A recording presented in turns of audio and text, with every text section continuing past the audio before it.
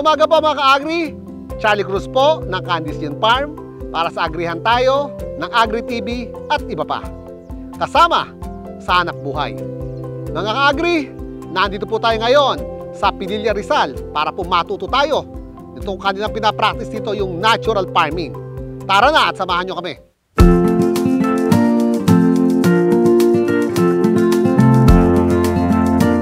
Mga ka-agri, nandito po tayo ngayon sa Pililla Natural Farming. Ano nga po ba to? Ito po, kasama po natin ang Pangulo nitong ating kooperatiba, si Ma'am Tina Alcantara Benasa. Ma'am Tina, magandang araw po. Magandang araw po. Ma'am Tina, paliwanag nyo nga ba sa amin, ano nga ba itong kooperatiba ninyo? Ang aming kooperatiba po ay samahan po kami ng mga naturally grown farmers po dito sa Pililla. Ang mga tanim po naming gulay at prutas ay hindi po kami gumagamit ng mga sintetikong pataba at pesticide. So ang mga ginagamit namin dito ay puro natural at mismong kami po ang gumagawa ng mga concoction, vermicast, ganun po. So inambali lahat ng patabahan ninyo. Ganon? Yes. As much as possible po, pinipilit naming maging self-sustaining itong farm. Kumbaga lahat po ng mga materyales na ginagamit namin ay dito na nanggagaling. Kasi ang isa po sa mga gusto naming mangyari ay ang aming mga tanim ay maging healthy para sa mga kumakain.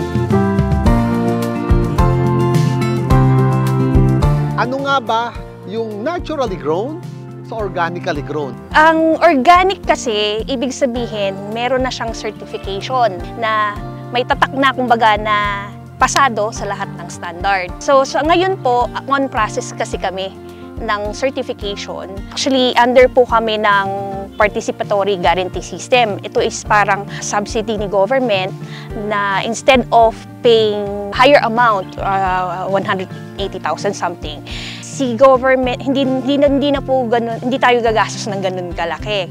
Meron pong target si agriculture po natin na at least 5% po ng total land area, agricultural land area, ay maging organically organic certified. So ngayon po, ano yung mga ano yung mga tanim po natin dito? Nakita ko diversified tong farm ninyo, diversified. Marami po kami.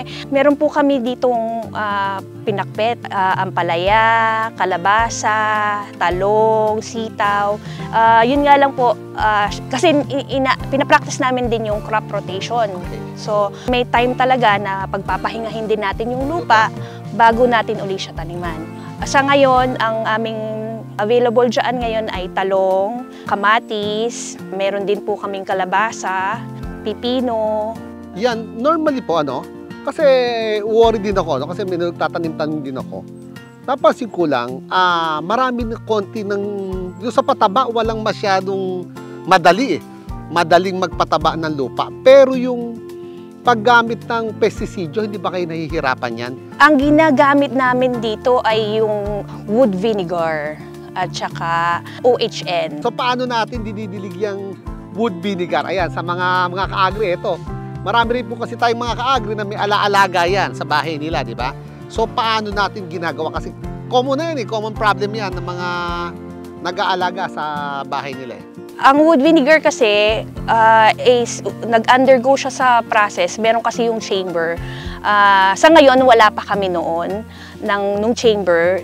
Pero yung mga ginamit namin, minsan bigay ng DA. Ngayon, halimbawa, other than the wood vinegar, ano pa yung pwede natin gamitin? Oriental herb nutrients mo, OHN. Just so, like ano rin siya? Ang solution po noon ay yung pong bawang, sibuyas, yung may molasses din po siya. Sili, yun. Ngayon po ba halimbawa, katulad yung ating mga tanim ngayon sa pinakbet, lahat ba sila sa ngayon nakapagmamarket na tayo sa labas? Or paano? Sa ngayon kasi nasa community-based pa lang yung market namin. Binibenta namin siya sa paligid. Sa mga miyembro namin, binibigay namin yun ng Farmgate, isa sa mga benepisyo namin as members ng Pilili Natural Farming Agriculture Cooperative is ibigay yung Farmgate price na maa-avail ng miyembro. And then they can sell it outside nung kung magkano yung market price. At yung kita nun ay dun sa miyembro. Ito kasi isang concern po ang common notion kasi pag gumawa ka ng ganitong sistema, mas namamahal yung produkto mo. Kasi pag tumingin naman sa supermarket, laging pag naglagay nila ng Pag nilagyan nila ng organic and mahal. natural, lagi ang mahal. Opo. So, with our system na tayo dito, community-based, kumikita pa rin ba yung farmers despite using this method? Opo.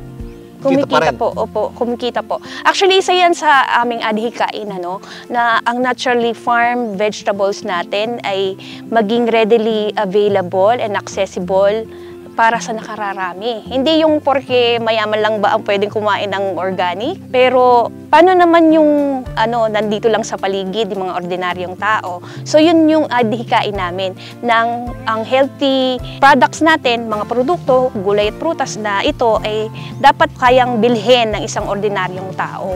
Ayan pa mga ka-agri, ang sarap na ng ating kwentuhan, kaya natuto na tayo paano nga ba yung pag-aalaga ng mga halaman the natural way. Maraming salamat po, Ma'am Tina. At syempre po, next week po mga ka-agri, kasama pa rin natin si Ma'am Tina at mas hihimayin pa natin itong natural farming. Dito lamang po sa Agrihan Tayo ng Agri TV at iba pa.